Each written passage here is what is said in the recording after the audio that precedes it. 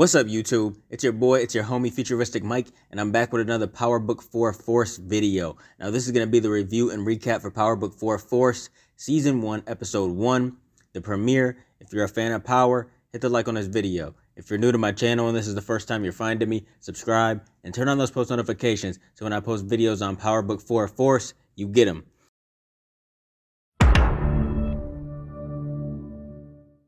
Now, your boy Tommy Egan is back. Yes, the Christmas canceller is back, man. Back in the building. We get to watch your boy Tommy finally. We all been waiting on this spinoff, honestly, more than any of them. This was a solid first episode, man. I love seeing your boy Tommy Egan back in the building. You know, it had them vibes, them old school Power Book 1 type vibes. And I was really messing with this first episode. I really enjoyed it. I'm gonna give this episode a 9.5 out of 10, man. Solid episode, solid first episode. Now, Tommy Egan, he cuts all ties and puts New York in his rear view mirror for good. And he arrives in Chicago, man, and he sets his sights on becoming one of the biggest drug dealers in the city.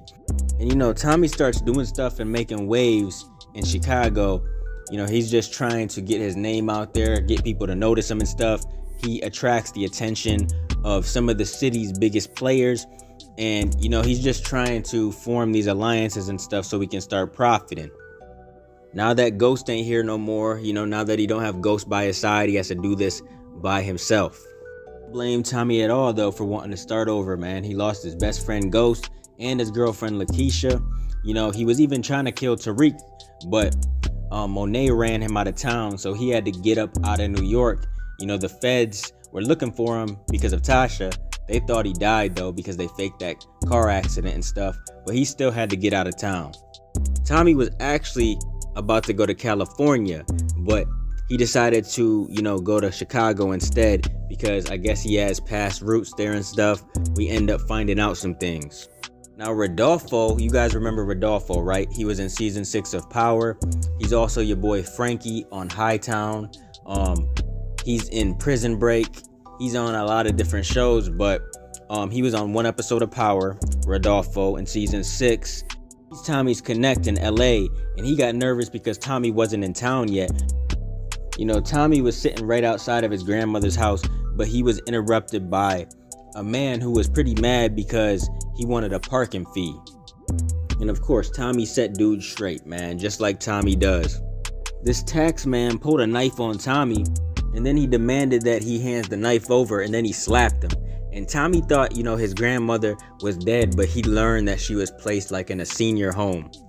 Tommy stopped at a bar for some drinking, and he met the bartender who's named Gloria, and they were kind of flirting. I mean, we know Tommy, he got game and stuff. They was flirting. And then we meet Diamond, man. He's the head of the CBI drug gang. We're in prison, and you know, he's getting advice from one of the old heads up in prison, and he says to never return there, you know, especially after being there for 15 years. We see Diamond's getting ready to get up out of there, and the COs gave him a nice parting gift.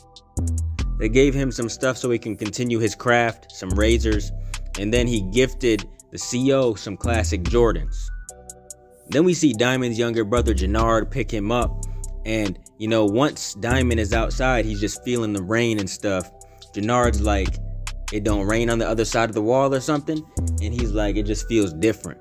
We see Tommy having a smoke in front of Dr. Parker's office pub, and Vic pulled up demanding that he moves right now.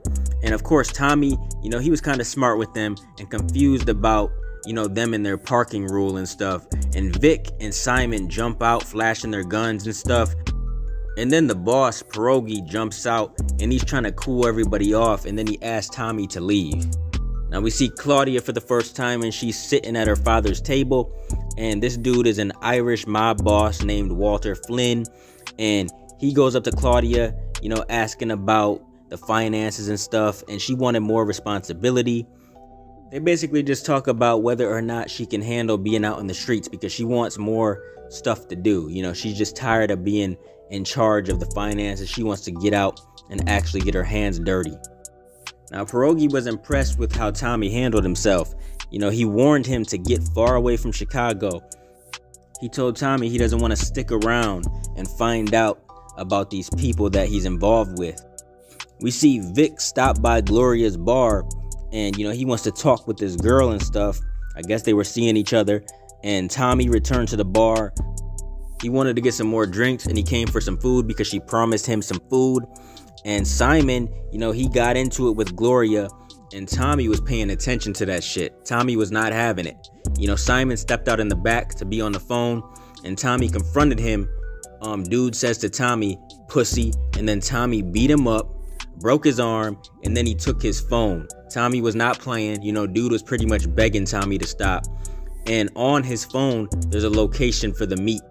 Now, Gloria comes outside and she sees what Tommy did, and she invites him to her place for more than soup. We see Tommy smashes already, man. He ain't playing. He got right up in Gloria, and she was loving it. Your boy Tommy put it down. We see Claudia visit a nightclub.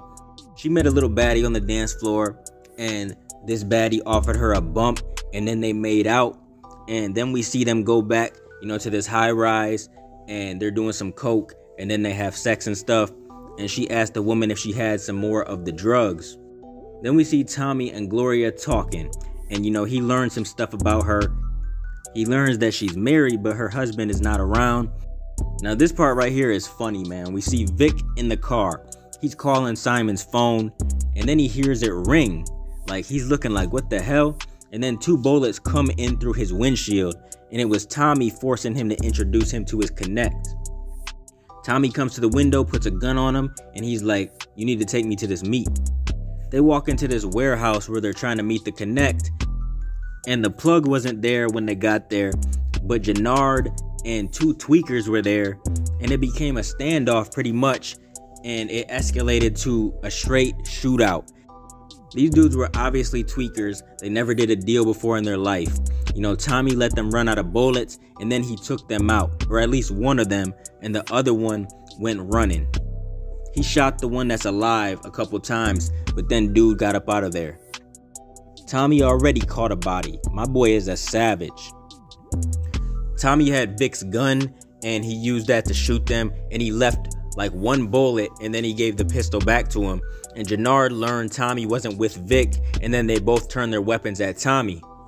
And then Tommy's like, "How you gonna come to the drug buy light on cash?" And he's like, "I did just save both of your lives." And Tommy wanted a fee for his help, so he took the drugs and the cash that was brought to the deal. Now we see Diamond and Jannard discussing what happened with Tommy. Diamond wanted to know more about Tommy. He wants to know who he is and stuff like that. He was thinking that maybe he was with the Flynn mob, and Diamond wanted to find him. Then we see Vic talking to Claudia, his sister, about the whole thing. She gets on him about selling the low quality stuff that he's selling, and Vic, I guess, can't stand their father's drug alliance with the CBI. Now we see Tommy goes back to Mulhern, the senior place that his grandmother's at. His grandmother's in a wheelchair. He hadn't seen her since he was very young, and his mother told him that she was dead. He's just happy to see her. He's showing her a picture of them, with an Irish phrase on it. It seems like she recognized him, but then she forgot really quickly. Now Tommy leaves, and some man comes up to him, and he pulled his gun. And dude wants to know who Tommy was and why he was visiting that woman. And Tommy says, "I'm her grandson." And then this guy, JP, says, "I'm her grandson too."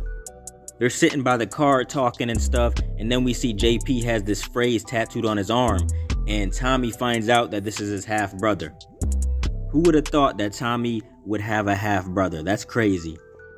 Now, Jannard took Diamond to this barbershop, and they own it now. Jannard said everything's up to date, the papers and everything, business licenses, and Diamond is super grateful for that, man. He loves to cut hair, so he was happy to get this gift from Jannard.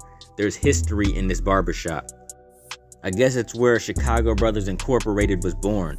And Diamond, informed Jannard that he wanted to change how he runs the business, and he said he's done killing people. He said he's done with all that stuff. Then we see a random mysterious man come into the barbershop, and we end up finding out that he's a cop. Looked like Diamond was getting ready to kill him at first, but he didn't have to. He showed his badge, and then Diamond realized he was a cop. Now we see Tommy on the road, and a whole bunch of black SUVs come out on the side of him, and they made him stop. And we see Pierogi get out, and he had a shotgun, and he said, "I told you about sticking around in Chicago. I warned you." And they made him drive to this Flynn mansion where he met Walter Flynn. And Walter starts talking, giving him a little history lesson about Chicago, about some cow and stuff. And Tommy's like, "Why are we talking about cows?" Tommy knew he had a card to play since he wasn't dead yet. I mean, Tommy did save his son's life, and he left him the bag of the cash and the dope and stuff. And then Walter wanted Tommy out of Chicago ASAP. Now we see on the drive out, Tommy realizes he wants to stay in Chicago. He talks to Rodolfo because Rodolfo has been blowing him up the entire episode, and Tommy told him to go fuck himself. He said he was his own boss now, and he's building his own shit. He decided to stay in Chicago to build his own empire. He's gonna have to do it without Ghost. That's the end of the episode, and it seems like things are gonna get interesting real quick. There was some action in this first episode, and I know it's only gonna get crazier and crazier. This is about to be way crazier than book 2, man. I just have a feeling. Tommy always brings that heat. I cannot wait. What did you guys think about this episode? Comment your thoughts down below. Are you excited for the next one? What are your theories, thoughts, predictions, and everything else for episode 2 of Force? Comment down below. Keep supporting your boy, and I'll be continuing to bring y'all Power Book 4 Force content in the future. Make sure you guys like, comment, and subscribe, and smash that notification bell so you can never miss a video. If you guys want to donate to the channel, I got links below to the PayPal and Cash App accounts. Hope you guys enjoyed the video. Let me get out of here, y'all. It's your boy FuturisticMike, and I'll talk to you on the next one. I'm out.